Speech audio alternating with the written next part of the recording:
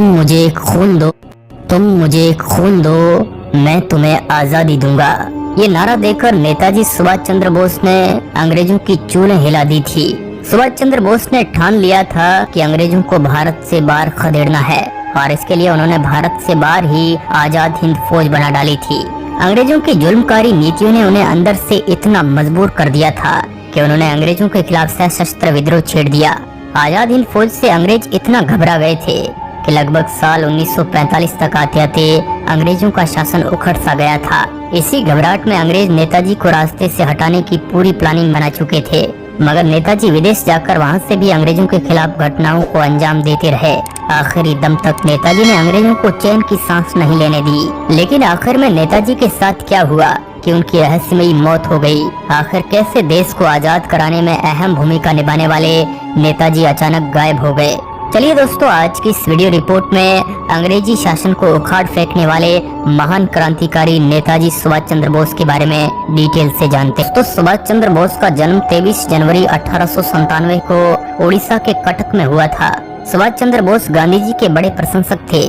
शुरुआत में वो गांधी जी की विचारधारा पर ही चलने वाले थे, मगर साल 1928 में जब कांग्रेस का वार्षिक अधिवेशन हुआ था, उस दौरान गांधी जी पूर्ण स्वराज्य की मांग से सहमत नहीं थे। वहीं सुभाष चंद्र बोस को पूर्ण स्वराज्य की मांग से पीछे हटना मंजूर नहीं था, मगर ब्रिटिश सरकार यह मांग मानने को कतई राजी नहीं थी। इसके बाद फिर 1930 के कांग्रेस के अधिवेशन में यह तय किया गया कि 26 जनवरी को स्वतंत्रता दिवस के रूप में मनाएंगे। फिर तारीख आती है 26 जनवरी 1931। कोलकाता में राष्ट्र ध्वज फहराकर सुभाष चंद्र बोस एक विशाल मोर्चे का नेतृत्व कर रहे थे। इसी दौरान ब्रिटिश पुलिस आ जाती है और सुभाष चंद्र बोस के जुलूस पर लाठीचार्ज कर देती है। इसके बाद सुभाष चंद्र बोस को अंग्रेजों के द्वारा जेल में डाल दिया जाता है। जब सुभाष जेल में थे तब गांधी जी ने अंग्रेजों से समझौता किया और सभी जेल में डाले गए क्रांतिकारियों को रिहा करवा दिया गया। लेकिन अंग्रेज सरकार ने भगत सिंह जैसे क्रांतिकारियों को रिहा करने से साफ इनकार कर दिया। यहाँ सुभाष चंद्र बोस चाहते थे कि इस मसले पर गांधी जी अंग्रेजी सरकार के साथ किया गया समझौता तोड़ दे। वहीं दूसरी तरफ गांधी जी अपनी ओर से किया गया वादा तोड़ने को राजी नहीं थे। अंग्रेज सरकार अपने स्थान पर अड़ी रही और भगत सिंह, राजगुरु और सुखदेव, इन तीनों क्रांतिकारियों को फांसी दे दी गई। गांधी जी द्वारा भगत सिंह को ना बचा पाने पर सुभाष चंद्र बोस गांधी जी और कांग्रेस से नाराज हो गए। दोस्तों, अंग्रेजों ने कई बार सुभाष चंद्र बोस को जेल में डाला, मगर फिर भी वे अंग्रेजों के सामने डटे रहे। सुभाष चंद्र बोस को जल्दी ही एहसास हो गया था कि अहिंसा के रास्ते पर चलकर देश को आजाद कराना काफी मुश्किल है। आजादी पाने के लिए बहुत सी जानें लेनी पड़ेगी और कई स्वतंत्रता सेनानियों को अपनी कुर्बानी देनी पड़ेगी। साल 1939 में कुछ कारणों की वजह से सुभाष चंद्र बोस ने कांग्रेस अध्यक्ष पद से इस्तीफा दे दिया और फिर 3 मई 1939 को सुभाष चंद्र बोस ने कांग्रेस के अंदर ही फॉरवर्ड ब्लॉक के नाम से अपनी पार्टी बना डाली और फिर कुछ समय बाद सुभाष चंद्र बोस को कांग्रेस पार्टी से निकाल दिया गया और बाद में फॉरवर्ड ब्लॉक अपने आप एक स्वतंत्र पार्टी बन गई। द्वितीय विश्व युद्ध शुरू होने से पहले सुभाष चंद्र की पार्टी ने अंग्रेजों के खिलाफ अपने अभियानों को तेज कर दिया। जगह जगह अंग्रेजों का विरोध किया जाने लगा, जिससे अंग्रेजों को लगा कि यहाँ मामला गड़बड़ हो सकता है, जिस कारण सुभाष चंद्र बोस की पार्टी के सभी मुख्य नेताओं को कैद कर लिया गया। द्वितीय विश्व युद्ध के दौरान नेताजी सुभाष चंद्र बोस जेल में रहना नहीं चाहते थे। अंग्रेजों को उन्हें रिहा करने पर मजबूर करने के लिए सुभाष ने जेल में आमरण अनशन शुरू कर दिया। हालात बिगड़ते देख अंग्रेज डर गए और सुभाष चंद्र बोस को रिहा कर दिया गया। लेकिन अंग्रेज ये भी नहीं चाहते थे कि युद्ध के समय सुभाष चंद्र बोस जेल से बाहर आजाद रहे और फिर ब्रिटिश सरकार ने उन्हें उनके घर में ही नजरबंद कर दिया।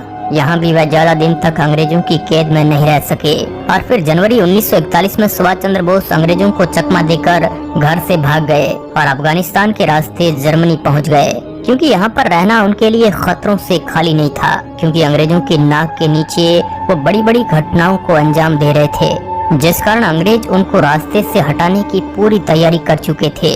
सुभाष चंद्र बोस ने अंग्रेजों को भारत से बाहर खदेड़ने के लिए जर्मनी और जापान से मदद मांगी। जनवरी 1942 में उन्होंने रेडियो प्रसारण के माध्यम से अपने क्रांतिकारी विचार देने लगे, जिसने भारत के लोगों में आजादी की चिंगारी जला दी। अंग्रेजों के लिए यह चिंगारी काफी थी। अंग्रेजों का शासन हिल सा गया था, क्योंकि एक तरफ द्वितीय विश्व युद्ध से अंग्रेज काफी टूट चुके थे, वहीं दूसरी तरफ नेताजी के भाषणों से अंग्रेजी सरकार के खिलाफ जगह जगह प्रदर्शन होने लगे। सुभाष चंद्र बोस का मानना था कि अगर आजादी की इच्छा हर भारतीयों के दिल में उठे तो भारत को स्वतंत्र होने से कोई नहीं रोक सकेगा। सुभाष चंद्र बोस रूस से होते हुए जर्मनी आए और वहाँ हिटलर से मुलाकात की। साल 1943 में वो जर्मनी से सिंगापुर आए। जापान में रहते हुए साल 1943 में नेताजी सुभाष चंद्र बोस ने भारत से बाहर आजाद हिंद फौज सरकार बना डाली और नारा दिया था कि तुम मुझे खून दो, मैं तुम्हें आजादी दूंगा। इसके बाद सुभाष को नेताजी कहा जाने लगा। फिर नेताजी ने अपनी सेना को मजबूत करने के लिए कई देशों की ओर से द्वितीय विश्व युद्ध के दौरान बंदी बनाए गए भारतीय फौजियों को रिहा करवाकर आजाद हिंद फौज में शामिल कर लिया गया। दोस्तों, अंग्रेजों को कानो कान खबर नहीं थी और भारत से बाहर उनके खिलाफ बहुत बड़ी फौज तैयार हो रही थी। इस तरह देखते ही देखते आजाद हिंद फौज में 55,000 सैनिक हो गए थे। नेताजी सुभाष चंद्र बोस ने ठान लिया था कि अब की बार अंग्रेजों का पूरी तरह से भारत से सफाया करना है। वहीं दूसरी तरफ अंग्रेज नेताजी को भारत में ढूंढ रहे थे।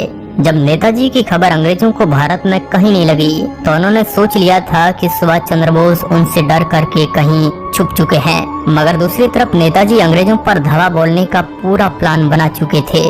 द्वितीय विश्व युद्ध के दौरान आजाद हिंद फौज ने जापानी सेना के सहयोग से भारत पर धावा बोला और नेताजी ने यहाँ पर नारा दिया, दिल्ली चलो।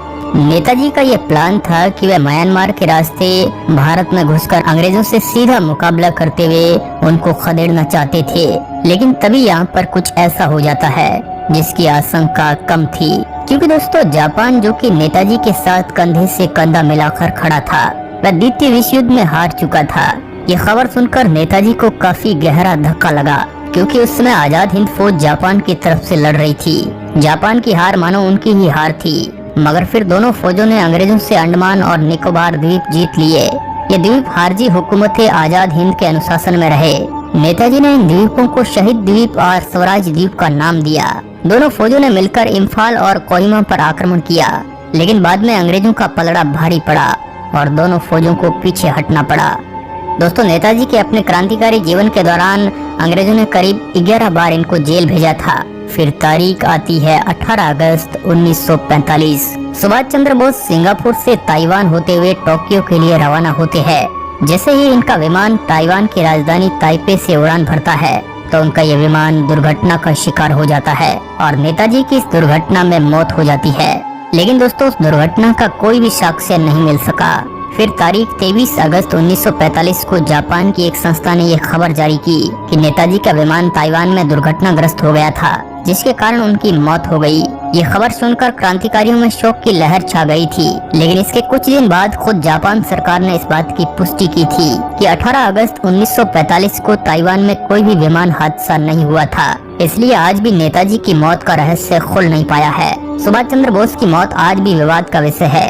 नेताजी ने अपना पूरा जीवन रहस्यमय तरीके से जिया, पर उनकी मौत भी इतने रहस्यमय तरीके से होगी ये किसी ने नहीं सोचा था। नेताजी की मौत की सच्चाई जानने के लिए मुखर्जी कमीशन बिठाया गया, लेकिन कई खुफिया जांचों के बाद भी नेताजी की मौत का सच पूरी तरीके से बाहर नहीं आ सका। ऊपर से लोगों का शक तब बढ़ गया कि आखिर जापान के द्वारा नेताजी का अस्थि कलश क्यों नहीं सौंपा गया, और उन्होंने नेताजी की अस्थियों का डीएनए टेस्ट भी करने से इनकार कर दिया था। इसके बाद भी नेताजी के बारे में तरह तरह की बातें होती रही कि नेताजी आजादी के बाद भी विदेशों में जिंदा थे। ये भी कहा जाता है कि पूर्व प्रधानमंत्री जवाहरलाल नेहरू की बहन विजय लक्ष्मी पंडित, जो रूस में राजदूत थी, उन्होंने दावा किया था कि मॉस्को में उन्होंने नेताजी को देखा था, लेकिन बाद में किसी कारणवश इस बात को दबा दिया गया। कुछ लोग थे, मगर नेताजी की मौत का रहस्य आज भी नहीं सुलझ सका।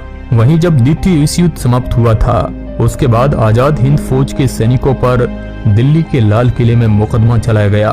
जब अंग्रेजों की इस हरकत का पता भारतीयों को चला तो वे भड़क गए थे। अंग्रेजी सेना में जो भारतीय सैनिक काम कर रहे थे, उन्होंने बगावत करनी शुरू कर दी थी। सैनिक विद्रोह ने ब्रिटिश सत्ता को हिला करके रख दिया था। इस तरह साल 1947 तक आते आते अंग्रेजों को ये पूरी तरह एहसास हो गया था कि अब भारत में पांव जमाए रखना बड़ा मुश्किल है। और फिर ऊपर से अंग्रेज एक तो द्वितीय विश्व युद्ध से टूट चुके थे और ऊपर से क्रांतिकारियों का विरोध बढ़ता जा रहा था और आखिर में उन्हें भारत को आजाद करना पड़ा। नेताजी की चिंगारी ने अंग्रेजों के लिए आग की लपटों का काम किया, जिसके सामने अंग्रेजों का टिकना नामुमकिन हो गया था। उन्होंने जिस आजादी की चिंगारी को लगाया था, उसके 2 साल